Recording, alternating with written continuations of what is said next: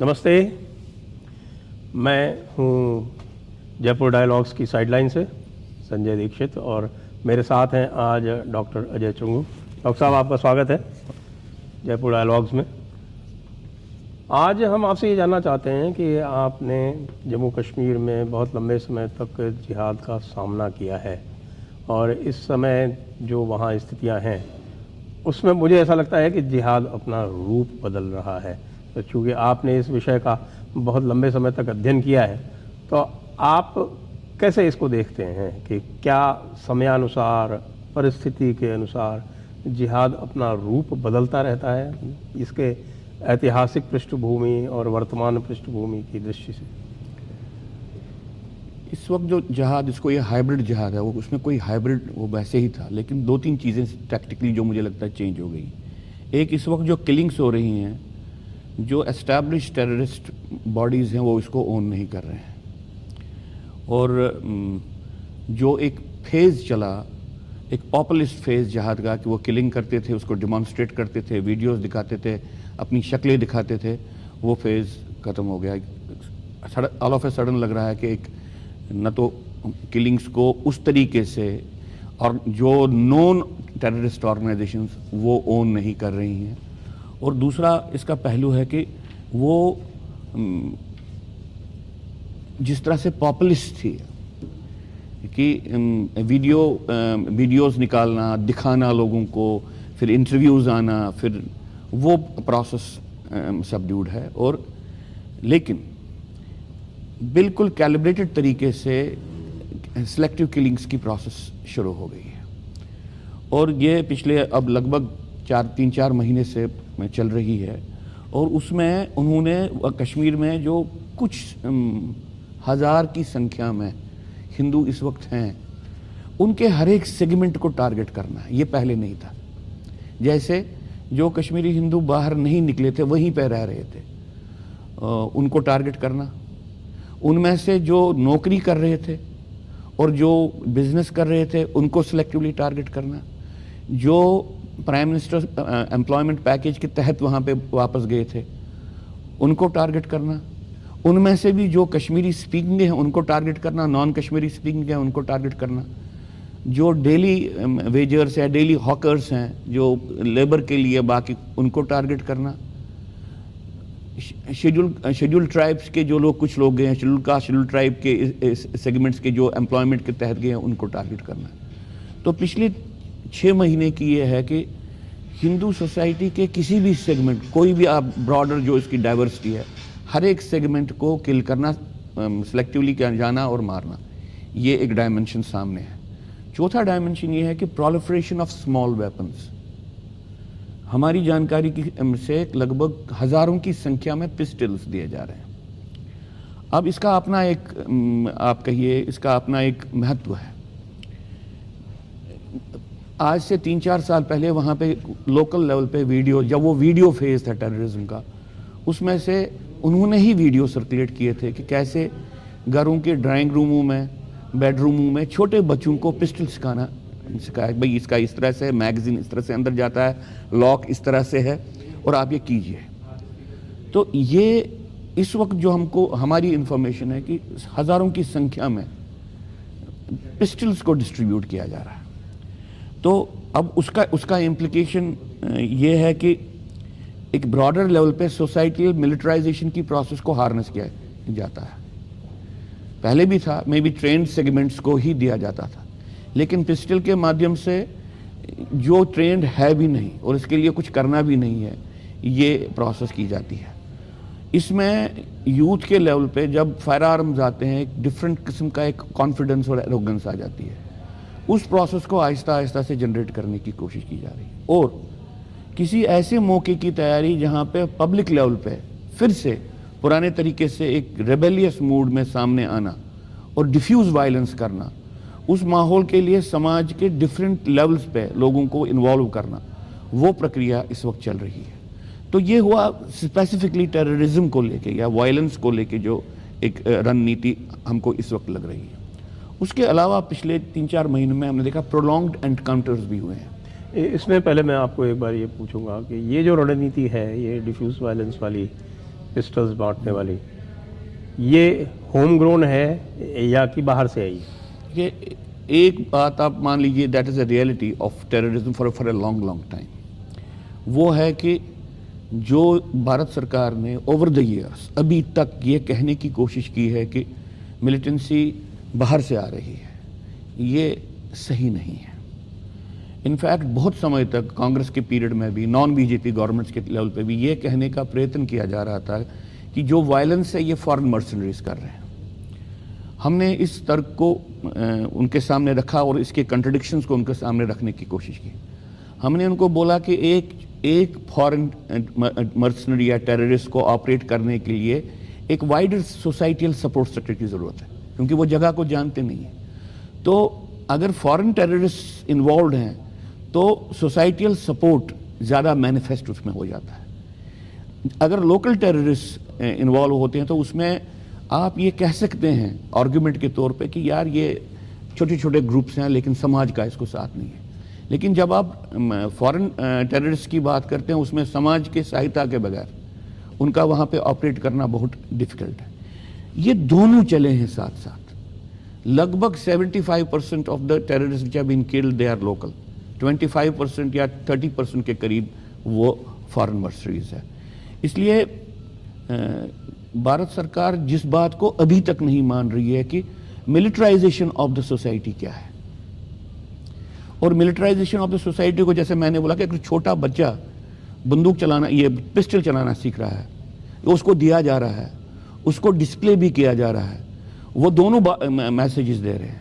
वो अपनी तैयारी को डिस्प्ले भी कर रहे हैं और साथ में वो समाज को तैयार भी कर रहे हैं एक बिगर डिफ्यूज जिहादी वॉर के लिए।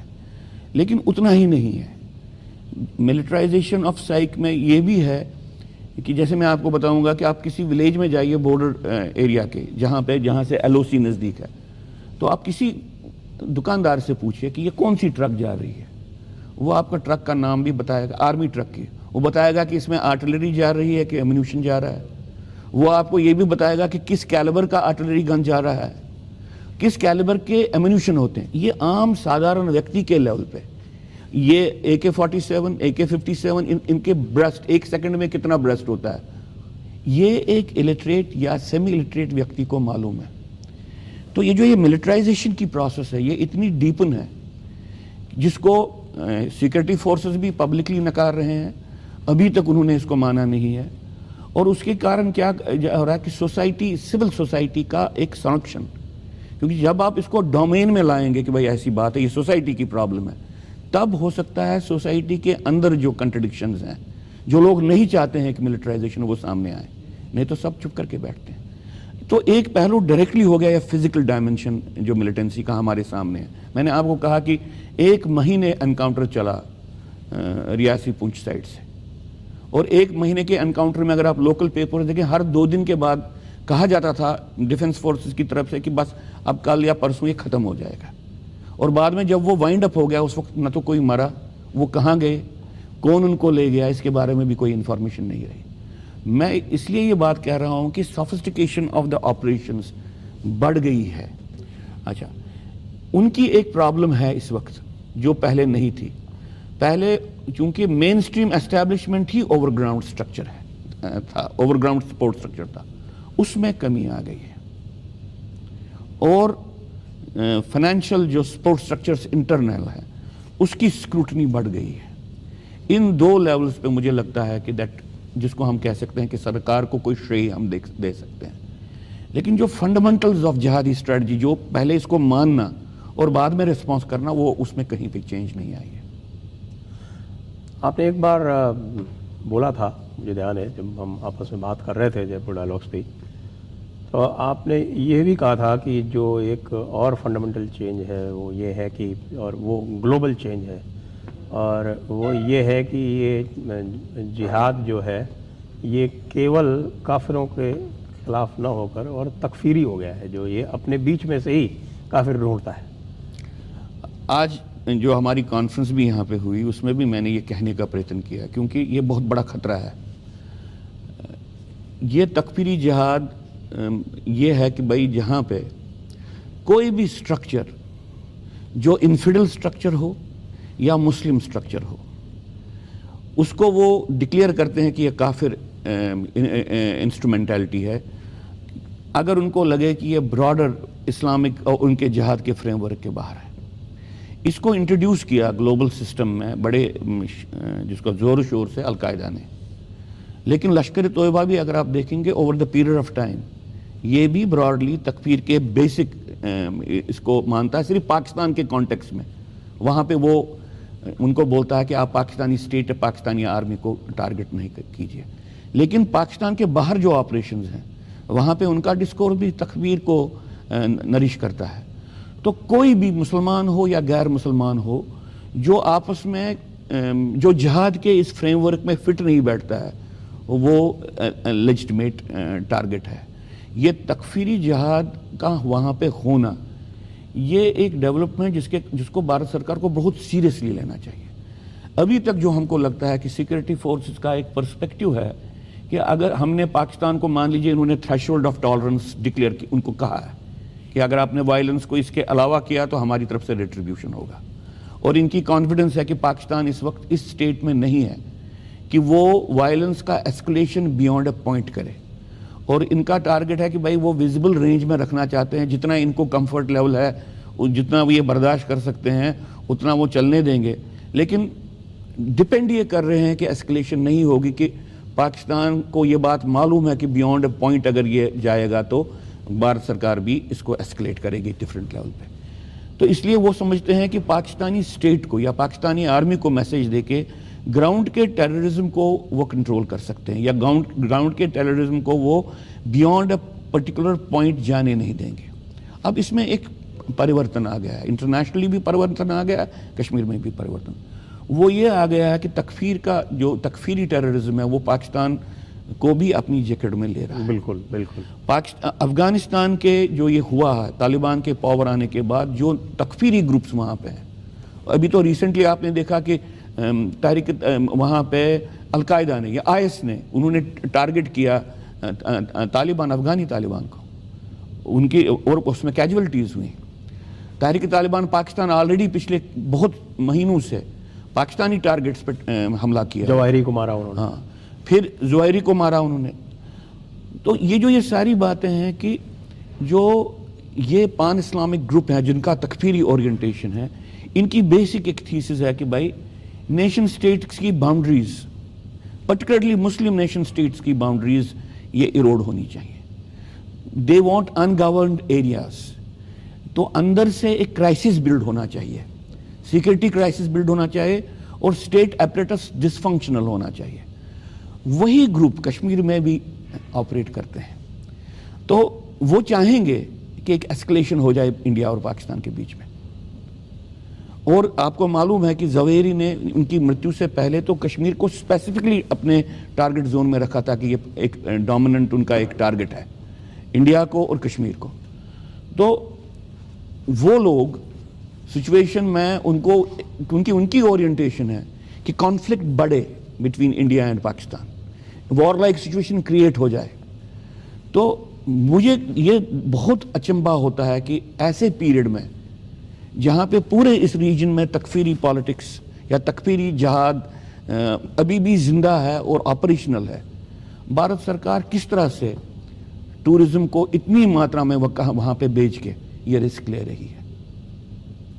اسی یہ اس وقت کا ٹائم ہونا چاہیے کہ آپ ایڈوائزریز نکالتے، آپ different levels of alert create کرتے، اور اس کو پبلکلی بولتے کہ اگر ایسا ہوگا تو یہ رہے گا یلو الرٹ، یہ رہے گا بلو الرٹ، یا یہ رہے گا ریڈ الرٹ، اور ان کو یہ کہا جائے، کشمیر کو کہا جائے کہ بھائی ہم ٹورزم کو نہیں چلا پائیں گے، ہم ٹورزم کو شفٹ کریں گے۔ جموں کشمیر میں ایسے ایریاز ہیں جہاں پہ ٹیررزم نہیں ہے۔ تو یہ بات چونکہ نہیں ہوئی ہے تو انہوں نے کلیئرلی دکھایا کہ all segments of Hindu society will be targeted. ابھی انہوں نے سلیکٹیو کلنگز کی ہے، گروپ کلنگز نہیں کی ہیں۔ تکفیری نہیں چاہتے ہیں کہ بزنس بھی ہو، جو ان کو لگتا ہے کہ بزنس کے، یہ سب سے بدو پن والی بات ہے کہ ان کو لگتا ہے کہ چونکہ انٹیگریٹڈ ہے، سیپریٹسٹ جو موومنٹ ہے وہ اکنامک انٹرسٹ کے ساتھ انٹیگریٹڈ ہے، اور اکنامک انٹرسٹ کے تھرو ہم ان کو کنٹرول کریں گے۔ یہ بہت ہی فیلشس اسٹریٹجک پرسپیکٹو ہے. وہ سمجھتے ہیں, وہ نہیں چاہتے ہیں کہ اسٹیبلائز ہو جائے یہ ریلیشن شپ. وہ نہیں چاہتے ہیں کہ economic relation ship between the state of India اور دا گورننگ اپریٹس یا government of Jammu and Kashmir اور سیپریٹس کے بیچ میں بن جائے. وہ اس کو ڈسرپٹ کرنا چاہتے ہیں.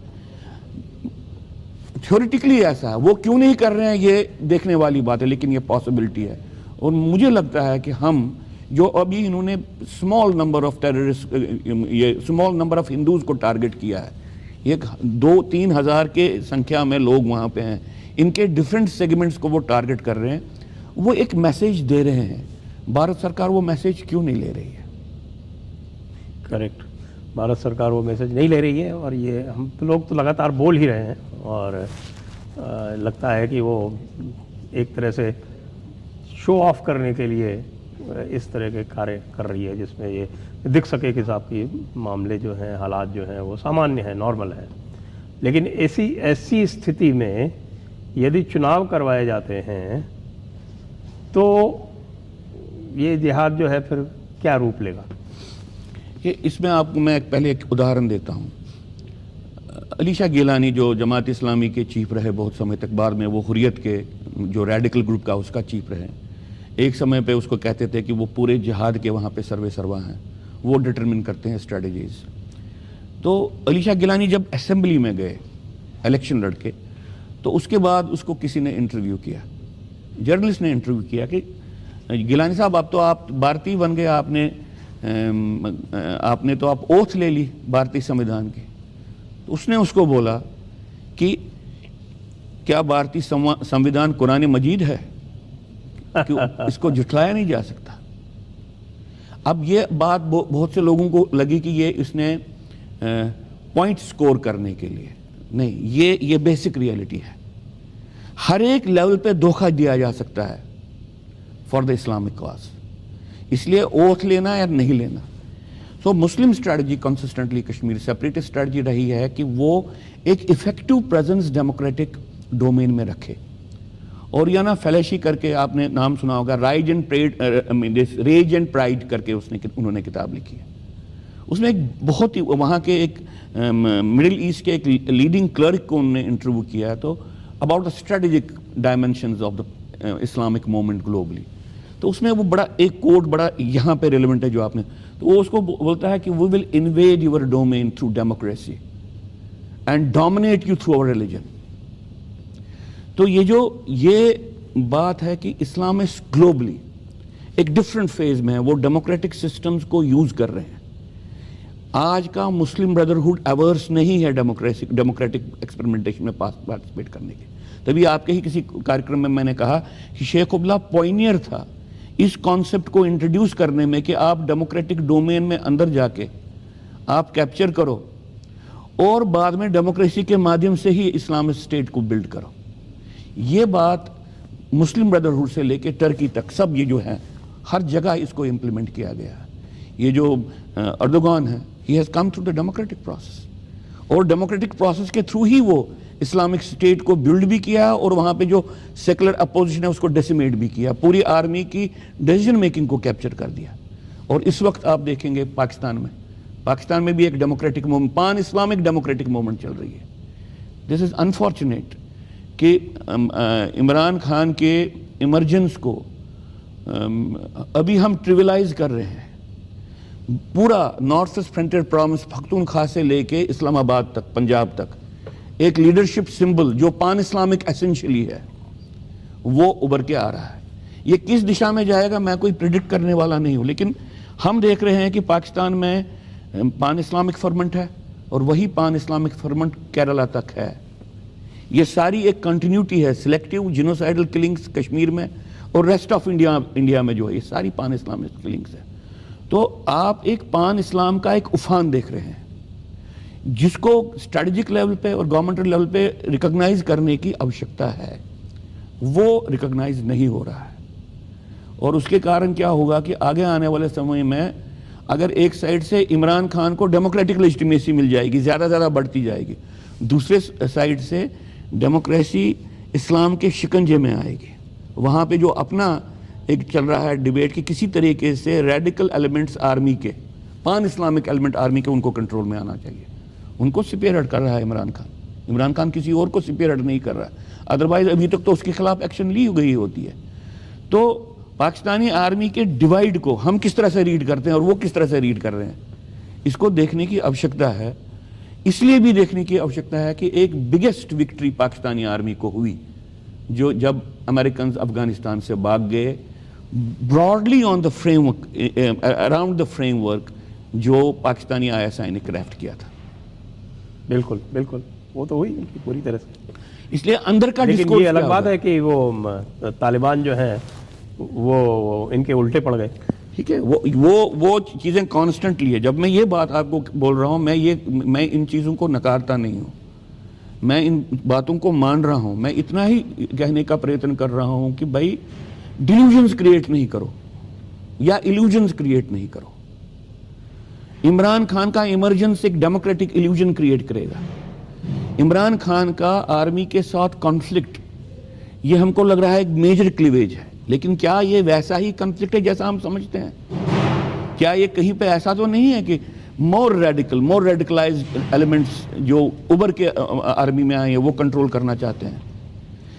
پان اسلامسٹ کے ساتھ ان کی ایک بات مل رہی ہے, جو ایک پان اسلامک ایک جس کو ریئلٹی جو ہے, جو ہی انہوں نے جو ہی سوویت یونین چلا گیا تو پان اسلامک ایکٹیویٹی امریکہ کی طرف مڑ گئی, which led to 9/11 and subsequently جو کچھ بھی ہو گیا.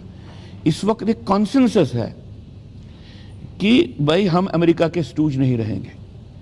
یہ کوئی پاکستانی نیشن کا ایکسپریشن نہیں ہے, ان کو سیوٹ نہیں کرتا ہے نیشنل انٹرسٹ کے کانٹیکسٹ, لیکن یہ پان اسلامک ریکوائرمنٹ ہے اور یہ پان اسلامک ریکوائرمنٹ آگے چل رہی ہے. اور اس میں مجھے لگتا ہے اپنی جگہ کہ اس کا امپیکٹ یہاں پہ بھی ہے.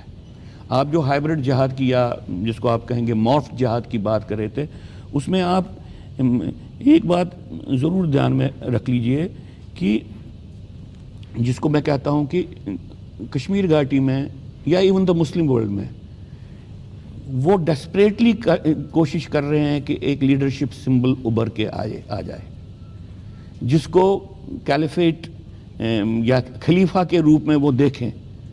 عمران کو کچھ سیگمنٹ سوسائٹی کے انڈیا میں بھی اور پاکستان میں بھی اس پرسپیکٹو میں دیکھ رہے ہیں نیا خلیفہ. اور یہ بڑی نیچرل پروسیس ہے پان اسلامک مومنٹس میں نئے خلیفے کو ویژولائز کرنا. تو یہ ایک سچویشن ہے. اب اس سچویشن میں جموں کشمیر پہ اثر پڑا. میرا اتنا ہی کہنا ہے کہ بھائی ہم سمجھتے تھے کہ ابھی بھی ہماری آشا ہے کہ یہ basic structures of thinking change کریں. اب چھوڑیے ہم جو بات کر رہے ہیں کہ یہ جہاد کو ایک وار فارم مان لے, ابھی تو یہ اس سے کوسوں دور ہے. تو آپ نے پہلے بھی کہا تھا اور اسی چیز کو یہاں پر تھوڑا سا اور اگر آپ ایکسپلین کر سکیں کہ یہ جو فریم ورکس ہیں وہ دو الگ الگ فریم ورکس ہیں, جو ہندو سوسائٹی کا, ہندو درشن کا, سناتن درشن کا جو فریم ورک ہے, اور جو اسلامک درشن کا, جہاد کا جو فریم ورک ہے, یہ فریم ورک بالکل الگ الگ ہیں.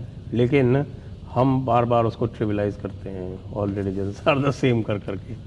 آج جب بات ہوئی تو وہاں پہ جب یہ آل ریلیجنز آر ایکول, تو میں کانسٹیٹیوشن میں دیکھ رہا تھا کہ کہیں پہ یہ ڈکلیریٹری ہے. کانسٹیٹیوشن میں اس طریقے سے کہیں پہ بھی نہیں ہے. بائی امپلیکیشن کہا گیا ہے کچھ ججمنٹس میں کہ بھائی ریلیجس ایکویلٹی ہے. اچھا, جب میں اس کو دیکھتا ہوں, اس کو کیا بولتے ہیں کہ آل ریلیجنز آر ایکول, یہ ایک ہیجمونک ایک نیریٹو کو بائنڈ کرنے والی پروسیس ہے. اسی طرح سے ٹیرر ہیز نو ریلیجن, یہ جہاد کی ایک وکٹری ہے. جہاد آپ پہ ایک ریفرنس فریم امپوز کرتا ہے اور اس کی اپنی ایک پرکریا ہوتی ہے کہ آپ کے نیریٹو میں وہ باتیں آ جائیں کہ آپ ویسے سوچیں, ویسے انالائز کریں, ویسے اپنی پریورٹیز کو ڈٹرمن کریں جو ان کو سیوٹ کرتی ہے. جی, اور اگر آپ ٹیرر کو ریلیجن کے ساتھ لنک کریں گے تو پھر وہ وکٹم پلے کرے گا. تو وہ سکسیس آلریڈی ان کی ہے. میں یہاں پہ آپ کے مادھیم سے ایک کانسیپٹ یا جو میں نے جتنا بھی تھوڑا بہت اسٹڈی کرتا ہوں پڑھا, 1973 کے بعد ایک چینج آ گئی جس کو یوم کپر وار بولتے ہیں. اسرائیل یہ اس کے بعد انہوں نے جس کو کہتے ہیں کہ انہوں نے جہاد کو انشیٹ کر دیا، انہوں نے پیٹرو جہاد کو لایا سامنے، یوں ہی انہوں نے پیٹرولیم کے جو بھی بین لگا دی، اس کے ایکسپورٹ کو کم کر دیا اور اسٹارٹڈ ورکنگ آن اٹ. اس پوائنٹ سے اس وقت and there is now evidence with regard to it کہ بھائی انہوں نے اس بات کو جان لیا تھا کہ بھائی ہمارے پاس ملٹری مائٹ نہیں ہے انفیڈل ڈومینز کو فائٹ کرنے کے لیے، خاص طور سے ویسٹ کو، یا خاص طور سے امریکہ جس کو وہ گریٹ سیٹرن بولتے تھے. اور اس کو بھی انالائز انہوں نے کیا کہ بھائی یہ جو ہم کو نہیں ہے، یہ ہم کو پروفیشنسی 100 سال کے بعد بھی نہیں آئے گی، پھر کیا کریں؟ میکسیمم انویسٹمنٹ نیریٹو میں کرو. They spent billions of dollars in controlling the narrative of West and America. اور وہ آپ کو انہوں نے کہا کہ کوئی کچھ نہیں ہے. جنگ جیتنے کے بعد بھی اگر آپ نیریٹو آپ کے کنٹرول میں، آپ نے جنگ جیت لی. اس وقت گلوبلی براڈلی ہم کو سمجھنا چاہے کہ جو انفیڈل کنٹریز ہیں فرام دا اسلامک پرسپیکٹیو، ان کا کنٹرول ہے براڈلی، جس کو آپ کہیں گے جہادی تھنکنگ، جہادی پروپیگنڈا اسٹرکچر، جو ان کا کنٹرول ہے انفیڈل اوپینین میکنگ انسٹیٹیوشنز پہ. اچھا، اب اس وقت دو باتیں سامنے آ رہی ہیں. ایک بات آ رہی ہے نہیں، یہ جو وہاں کا کیپٹلسٹ ایلیٹ ہے امریکہ کا، وہ کمیونسٹ کو بھی، یا جو نئے کمیونسٹ ہیں ان کو بھی یوز کر رہا ہے اور اسلام کو بھی یوز کر رہا ہے. ان کی کانفیڈنس لیول اس پہ ہے. یہ بات بھی سمجھنے والی ہے کہ تو پھر ایک کنورجنس ہو رہی ہے کیپٹلزم، کمیونزم اور اسلام کی. تو فرام آور پرسپیکٹیو اگر یہ ہو رہا ہے تو یہ کتنی ڈینجرس سچویشن ہے.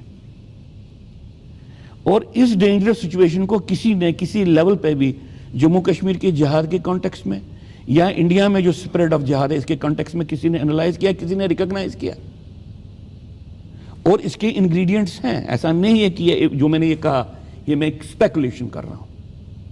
جو ابھی آپ کے ہی مادھیم سے کارکرم ہوا تھا راجیو ملہوترا کے ساتھ، سنیکس ان دی گینجز، ان کی جو فارمولیشنز ہیں کہ بھئی یہ اس طرح سے چل رہا ہے. ہارورڈ رن ایک سسٹم چل رہا ہے جس میں وہ ڈیجیٹل ایلیٹ کی بات کرتے ہیں، چلیے ساری ڈیپ اسٹیٹ کی بات کرتے ہیں. لیکن پہلی بات کہ پیٹرو جہاد وہ چل رہا ہے. اور یہ سمپل بات ہے کہ بھائی نیو یارک ٹائمز کو بولے بھائی سال کا تم کتنا کماتے ہو، ہم اسے دگنا دیں گے، لیکن ایڈیٹوریل پالیسی ہمارے پاس. یہ کوئی ان امیجنل باتیں نہیں ہیں، but simply it can be done through the money politics. And petro jihad has been doing it successfully for last 3-4 decades. Now imagine that اس میں اگر کیپٹلسٹ ایلیٹ امریکہ کا، ویسٹ کا جڑ گیا ہے، تب ہمارے لیے کتنی ڈینجرس سچویشن بن گئی. اور یہاں پہ جہاد کے لیے کتنی ڈینجرس، یہ کتنی ڈینجرس کنورجنس ہے. It is a different thing کہ کیا یہ رہے گا یہ الائنس، کیا وہ آپس میں فائٹ کریں گے کہ نہیں کریں گے، وہ تو پھر دوسری بات ہے. لیکن ہمارے لیے تو خطرہ ہے نا. جی آپ کا بہت بہت دھنیہ واد ڈاکٹر صاحب. یہ جو سارے ایشوز ہیں ان کو اتنے گہرائی سے آپ نے اس کا وشلیشن کیا، کیونکہ ادھکتر لوگ جو ہیں اتنی گہرائی پہ جا کے ان کا وشلیشن نہیں کرتے، سطحی روپ سے ہی دیکھتے ہیں اس کو. تو آپ کا بہت بہت دھنیہ واد. جے ہند، وندے ماترم. جے ہند، وندے ماترم.